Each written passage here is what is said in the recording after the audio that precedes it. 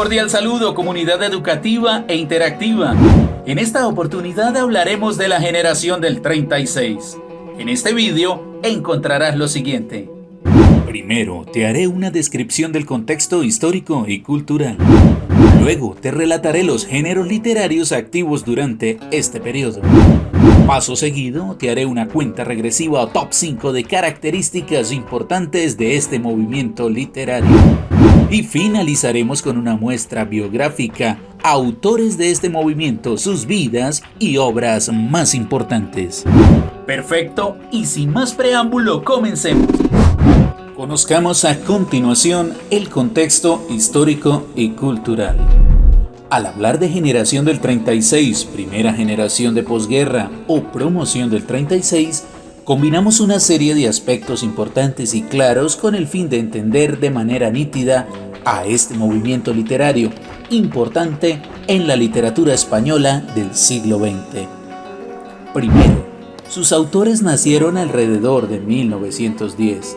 Por tanto, hacia mediados de la década de 1930 surcaban más de 20 años, edades en las que iniciaron sus producciones y apariciones en la literatura. Segundo, estuvieron vinculados a una página dolorosa de la historia de España, la Guerra Civil de 1936, de allí que sus obras reflejaran en carne viva las penurias y dramas del pueblo español en medio de aquellos oscuros días. Tercero, muchos de sus autores vivieron en el exilio, al reflejar ciertos eventos en sus obras que eran sin lugar a dudas un fuerte cuestionamiento a las prácticas del oficialismo, donde los excesos y el autoritarismo quedaban al desnudo en sus letras. Conozcamos a continuación los géneros literarios de la generación del 36. La narrativa. Al contrario que su predecesor, la generación del 27, en la primera generación de posguerra va a destacar la narrativa con gran fuerza. Al mejor estilo del realismo en el siglo XIX, la novela será propicia para reflejar situaciones del contexto cotidiano español sin filtro o censura, en el marco de una narrativa cruda y directa. De modo que, similar a movimientos como el boom latinoamericano, los autores del 36 desnudarán la realidad y de paso efectuarán una picante crítica social mediante sus escritos.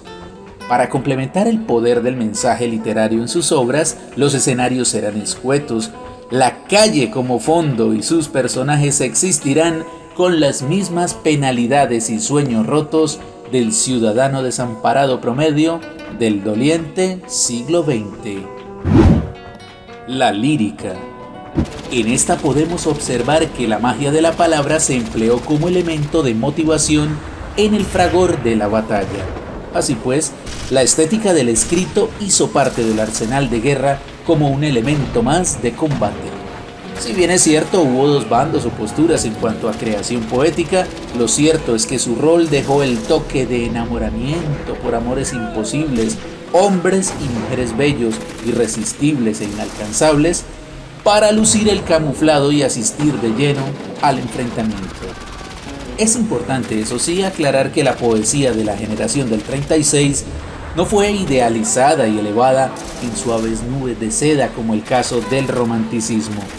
Por el contrario, sus temas y motivos líricos se relacionaban más con la lucha por el pueblo o la idealización de un líder.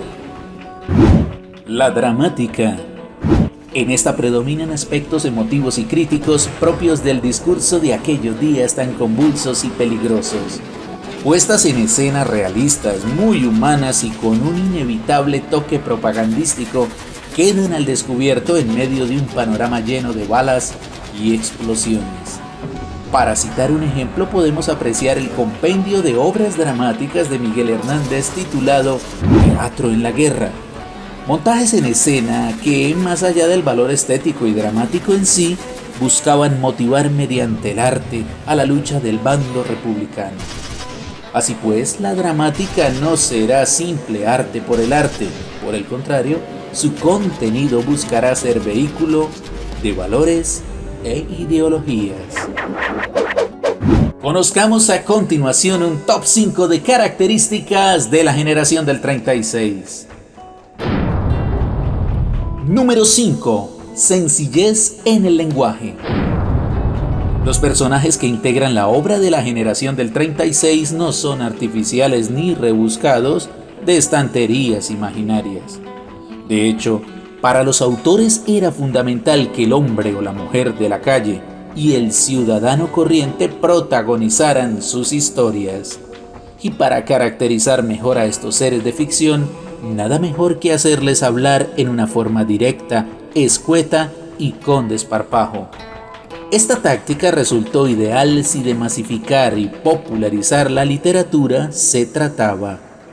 De esta manera, la historia nos permitió concebir una obra literaria sencilla, clara y sin oscuras interpretaciones, razón que redundaba en un aprecio de la obra por parte del pueblo, acercando el marco de referencia de la creación a los intereses y tendencias del lector. Número 4. Poesía como arma o herramienta. Durante la Guerra Civil Española, la poesía tuvo dos inclinaciones. No solamente las balas jugaron un papel importante en el conflicto, sino también las palabras. Por una parte estaba la poesía arraigada, afín al régimen franquista, tradicional, nacionalista y con un aire de suficiencia, altivez y optimismo. Y por otra parte estaba la poesía desarraigada, la de los opositores al franquismo. Esta tenía un aura pesimista, desconfiada y con trozos de rebeldía. Estaba condimentada, como no, también con una fuerte dosis de crítica social. Así pues, la poesía no solo se leía en la biblioteca, sino además en las trincheras. Número 3. Vehículo de emociones. Dado que no solo el pueblo español, sino además la humanidad en general, sufrió en carne propia una cadena de tiempos difíciles que incluyeron 2 guerras mundiales, una depresión económica internacional, una pandemia y además una guerra civil en el caso hispano, la literatura en el abanico de sus géneros se convirtió en un vehículo de sentimientos, la mayoría de estos de angustia, pena y sufrimiento. Por tanto, el lector no solo evocará escenas en su cabeza a partir de los textos leídos, sino que, además, sentirá en su pecho los dolores del universo de la obra, escenario tan idéntico al mundo propio, lo cual llevará horror y escalofrío en cada verso y en cada capítulo. Número 2. Afán de innovación. Esta característica vanguardista enmarcada en el corazón del siglo XX reflejará el pensamiento abierto, versátil y visionario de varios de los escritores de la generación de posguerra. De allí que las obras jueguen con diversos elementos, dependiendo desde luego del género presentado. Tal es el caso de la narrativa o la lírica, donde aspectos como la métrica y la línea temporal o el narrador sufrirán interesantes experimentos que, más adelante, añadirán sazón a otros lenguajes literarios, tales como el cine o las series de televisión. Y número 1. Preocupación por lo humano, existencialismo. El abandono del ser humano reflejado en la obra del 36 le dolerá al lector, tanto como si se tratara de un amigo o de un familiar. Este es un rasgo de la literatura comprometida, que no se limita a transmitir una historia fría y sin emociones. Al contrario de la fantasía, el toque realista tan inevitable en la producción de este periodo acercará al espectador de manera escalofriante al sufrimiento del personaje, su entorno y sus costumbres, haciendo que las heridas, la tristeza y el hambre palpiten en la existencia de quien recibe la obra. De esta manera, la idealización de otros mundos no se hará presente en la construcción literaria. El desamparo y soledad propios del toque existencialista de la novela moderna estará palpitante en cada página de la obra de posguerra. No bastará la imaginación para apropiarse del texto. Ahora también se incorporarán las sensaciones. ¿Te gusta esta forma de explicar la literatura? Te invito en este instante a que le des like al vídeo y a que te suscribas al canal. También puedes seguirnos en nuestras redes sociales. Conozcamos a continuación autores de la generación del 36, sus vidas y obras más importantes. Miguel Hernández, 1910-1942. Grandioso escritor español, dramaturgo y poeta. A Miguel se le relaciona también con el anterior movimiento, es decir, con la generación del 27.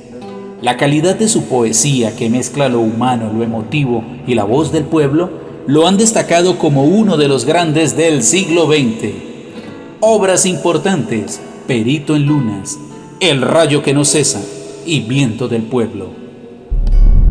José Hierro, 1922-2002.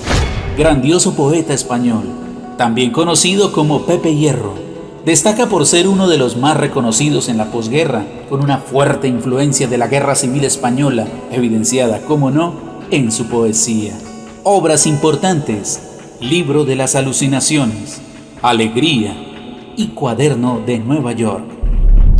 Blas de Otero, 1916-1979. Grandioso poeta español, fuertemente influido por el existencialismo. Durante la década de 1950 habría de popularizarse su obra en forma de poesía social. Sus temas, retratados en forma de ángeles y demonios, hablarán sobre el ser humano y la enigmática dualidad de la vida y la muerte. Obras importantes: Todos mis sonetos, Ansia, Pido la paz y la palabra. Gabriel Celaya, 1911-1991. Sensacional poeta español, célebre por ser un artista comprometido en todo el sentido de la palabra. La voz de Celaya en la poesía era el equivalente del grito a nombre de aquellos que no tenían voz, mediante la figura de la poesía social. Obras importantes: Poesías completas, Itinerario poético, Cantos Iberos. Camilo José Cela, 1916-2002.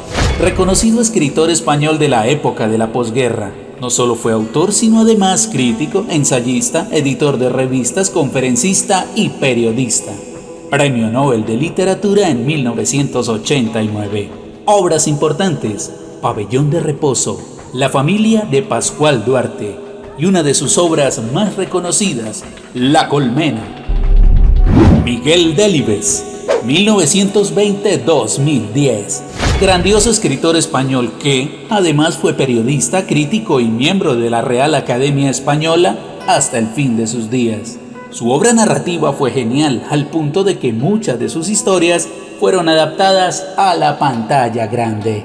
Obras importantes: Las ratas, La mortaja, Los santos inocentes, El hereje. Perfecto, y de esta manera hemos llegado al final del vídeo. Este servidor se despide deseándote éxitos y lucidez mental. No dejes de ver el próximo movimiento literario. Hasta entonces.